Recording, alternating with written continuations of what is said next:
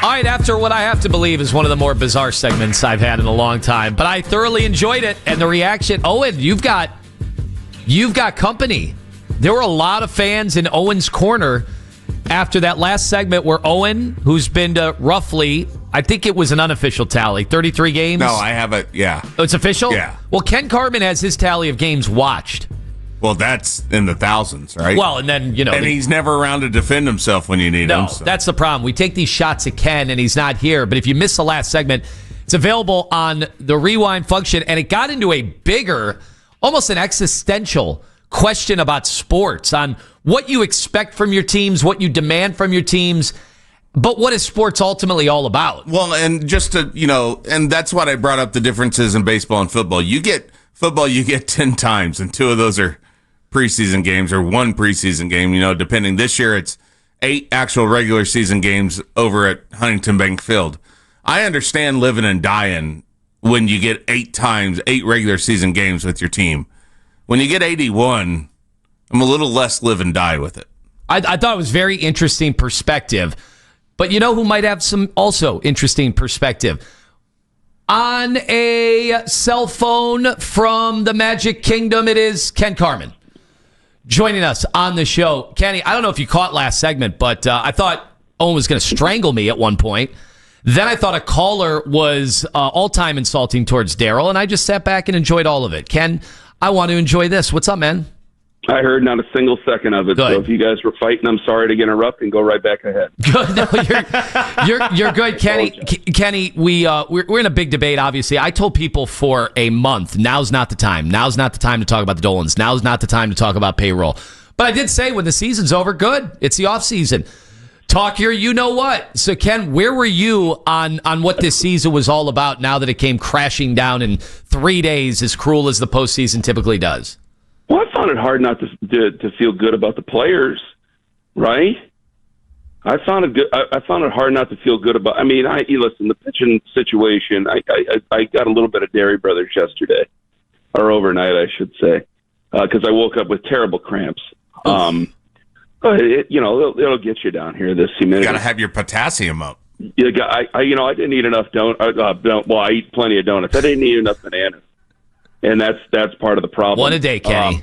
Lay off me, I'm starving. But the real issue of it is, the crux of the situation is, Tone, is it's always going to be an old question that, it has to be answered, but it has to be answered in the off season. So I think you're right. I think it's time now to talk about it. But if we would have done it during the year, every day, we wouldn't have been able to get anything done.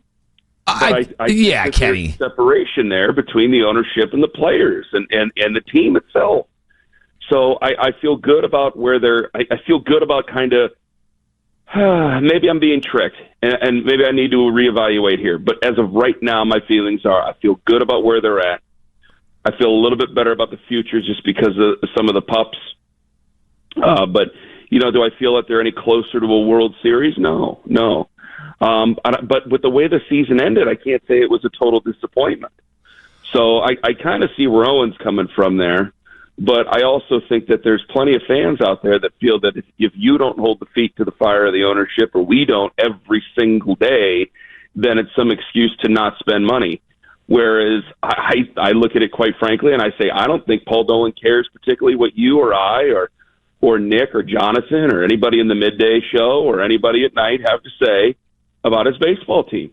I don't think he cares, and I don't think he's going to do anything different depending on if I'm screaming it from the mountaintops or I'm trying to shake his hand. He's going to do as he does. And he will look at it and go, the track record shows that I've been pretty successful. And I'd say, well, yeah, compared to a lot of teams in baseball, I guess you have. So it becomes a real difficult thing having this conversation. And I agree with you. I'd rather have it now than have it back in May and June and things like that. Even though, when you lose 10 in a row, how hard is it not to have that conversation? So it was a weird season. I was glad that they were able to come back. The postseason baseball was fun. I'll probably feel a little bit different as winter comes and they do nothing. In fact, they probably take a little bit more from the team. I'll probably feel different about it, but it's hard not to be at least somewhat proud of what the players and the coaching staff have done. Ken, you hit the nail on the head. I mean, they made the playoffs 7 times in 10 years. Why would they do anything different? Why would they mess with their formula? Well, and Ken, I said in the last segment, we've already seen what they're going to add to the team next year, and it's George Valera and Chase DeLauder. And those are the guys, right? CJ Kafis, like, we're not getting anything extra. I don't know. Is there anything that's ever shown you, outside of Edwin Encarnacion, that they're going to add to this team at all? And does it matter? I will say that they'll say it doesn't. I think to some fans who listen, I think there's fans who listen to us, God bless them, because they want to be entertained. I think they're football fans first. Which, hey, I'm a football guy, so as much as, you want to blame me for it, fine. Not you, but, the proverbial. But I think that they'll use that as more of a reason to not pay attention to baseball. And if we compare it to the NFL, there's no comparison. You can't compare anything to the NFL. They try to be something for everybody. But when it comes to like the NBA, well, yeah, I think you can compete in that space. And I think that you don't do enough as a baseball team, or really as a league, to compete in that space the way that the NBA competes. So I think they have an opportunity. They've made the game better, but they're blowing that opportunity as Major League Baseball is concerned. And we could say, like, somebody tweeted at me that there was a back and forth that you and I think Owen, you and me and Lima might have got connected to yesterday, and somebody said, well, Dolan's a hostage in the system of baseball. I go, no, he's a full participant. He can go ahead and sell the team if he wants. Yeah. Yeah, he's got $1 billion waiting for him. I don't want to hear nothing about it. Yeah, he ain't no hostage, so he's a participant in it. So, I don't think that they're going to add anything to it. In fact, I think we might have seen the last of Stephen Kwan in a jersey. Yep. So the time for anger is still to come, because I'm sure you guys talked about that. I think he probably played his last baseball game for us yesterday. Hate to say it. Would love to get him signed, but. You're calling up these pups from the minors in big time crunch time. I think it's trying to get them to play and know some pressured baseball, real pressured baseball. So they'll be maybe that much better getting ready for next year. Because we just got my situation with Chase DeLauder. We just got to find a way to keep him healthy. That's all. I know that there was the silliness that happened the other day, but we just got to find a way to keep that kid healthy. And if he could stay healthy, I think he'd be a pretty good ball player for you. But I think people are excited a little bit by Valera. I think people will be excited just to see the name Travis Bazzana, whether or not he materializes. I think it's way too early to write him off the way that like Mike Exisa and a couple of guys have. But I think that there's going to be young guys that we try to get excited about, and hopefully they'll come to fruition. All right, Kenny, as we put a bow on the Guardian season, there was a change this week while you were away. Kevin Stefanski made the move to Dylan Gabriel. It was something, you had been talking about maybe would have happened had they not have beaten Green Bay. But here we are. It was a kind of weird, shortened travel week because they were playing in London. Was this the time to do it? And do you have reason for optimism? Because I am seeing that in some circles when it comes to the third-round quarterback.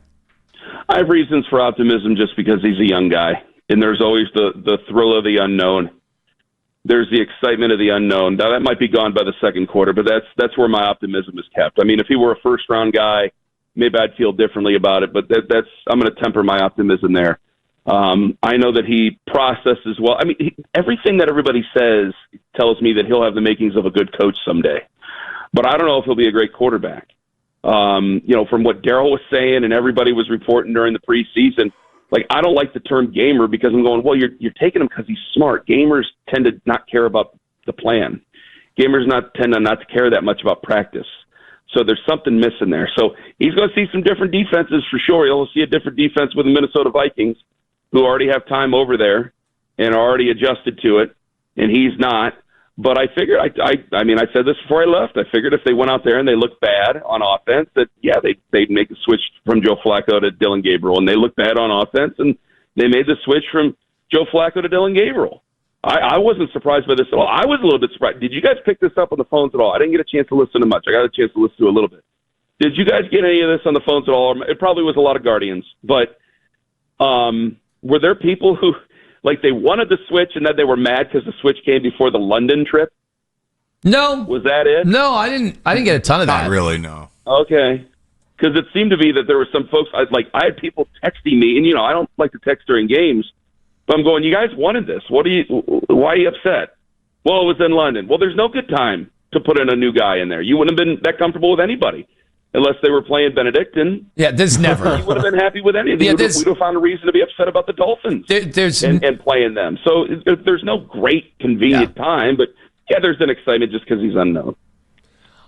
Kenny, offensive line, if you want to get in a nitty-gritty analysis, it could be a different offensive line than we saw last week with the revolving door, the turnstile, both at left tackle and right tackle. Do you think there might be a shot even against the Brian Flores defense that with Conklin potentially going, and we'll hear from Stefanski coming up in about 20 minutes, the Cam Robinson trade, do you think the offensive line has a chance to get better now? Well, yeah, it has to. It can't get much worse. Well, I shouldn't say that. The interior offensive line, I still think, has been pretty solid. It's just the ends, the guys on the bookends have been bad. They need Jack Conklin back like they need air. They need to set that up. I thought he was going to come back. I was disappointed. I thought he was going to come back this last week, and he didn't come back in this last game against Detroit. I thought he was going to be back against the Lions. He wasn't. So that was disappointing. Maybe he just needed another week. I'm not sure. But it's an elbow. It's not a back. It's not a leg. I can't say anything more. It's just I was like, well, this is distressing because I'm thinking, well, you could have maybe put him on short-term IR if you really wanted to. But either way, they need him back. And Mike Bloomgren's got his work cut out for him because he's got to get new guys figured into this offensive line in this run scheme because they got to try to set the tone by running the ball again. Because now, before you had an old guy who couldn't see who just wasn't seeing the field. He wasn't making the throws. He wasn't seeing the field. Now you have a young guy who's by nature, because he's young, probably not going to see the field. So you need that run game like crazy coming up on Sunday morning. So they will need Quinshon Judkins, and they will need their run game going. And that means that these guys are going to have to learn how to move forward very, very quickly. And I mean, in the literal sense of getting forward, getting downhill, getting some blocking going, figuring out your keys, and rolling right through. And getting these guys off on a good start on second down and short, making it second down and short, getting a first down, not goofing around on second and short and turning it into third and long because we're doing stupid things. Like, there's a lot of things that they have to do in a short amount of time. And you're playing a team that, again, has already adjusted to Europe and has already had a loss over there. So they're going to be loaded for bear in their own right over there. Well, good news. The Vikings' offensive line is as good as the Browns, and Carson Wentz got sacked 7 times last week. So maybe Myles Garrett will have himself a London feast. Ken, I said this. I think Myles Garrett could single-handedly win a game this week. Well, yeah. You don't think he's gonna? You don't think he's gonna get at least one strip sack? I feel like that is inevitable. Man, you're guaranteeing one strip sack. It's almost like guaranteeing home runs. It's almost like guaranteeing a Browns victory to a bunch of kindergarten children. Who would do such a thing? Yeah, you could have that. I'm sure he'll get to the. I think he'll get probably 2 sacks. I don't know about strip sacks, but yeah, there's definitely. They got to create turnovers any way they can. They got to get it any way they can because it's right in front of them there. So I think that England will get the full. I think based on what Daryl just said, and Daryl's right. I think England's going to get the full middle of the road to back end of the NFL experience. I want them to know what they got ahead of them. And if they we want to send England our finest, Ken. What? We send England our finest from the National Football League every year. You driving back today, Kenny? They don't deserve our best yet. They get a little bit, but they don't deserve the best. What'd you say there, Tom? You driving back today? No, we're flying. Oh, you are flying. I was telling people the whole time Congratulations on all your success. Yeah, maybe you got upgraded. I thought you were driving this whole time, man. You didn't get upgraded into nothing. I would have let. No, we flew down, and we're going to fly back. All right. I know you have the temperament sometimes for rather have a car ride than a flight all the way back, but yeah, I know you'll work your way through it. You listening to Leonard Skinner or Buddy Holly on the way? Oh, come on. Owen, that's ridiculous. God, you psycho. Okay, hopefully you got some of those masks I saw on Instagram. Hopefully you're bringing those back for Halloween because we're on video now. Oh, yeah. Oh, man. No, they were like $100 at least. $100? Yeah, there was a guy sitting there, and he was making them. It was like they were like Fabergé or something. The remove your clothes masks. Yeah.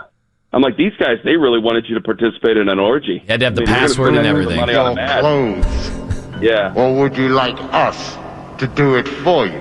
Best piece of trivia, by the way, you know who played that role, don't you? No. It was Kubrick's personal assistant. There's a great documentary about him. Amazing. Ken's seen every documentary. It's amazing. Kenny, we'll see you Monday. All right, we'll see you Monday. God bless. All right, there he is, Ken Carman. I thought he was going to guarantee a win or something. Throw it in there. He wouldn't even guarantee the strip sack. I'm guaranteeing it right now. That's nice.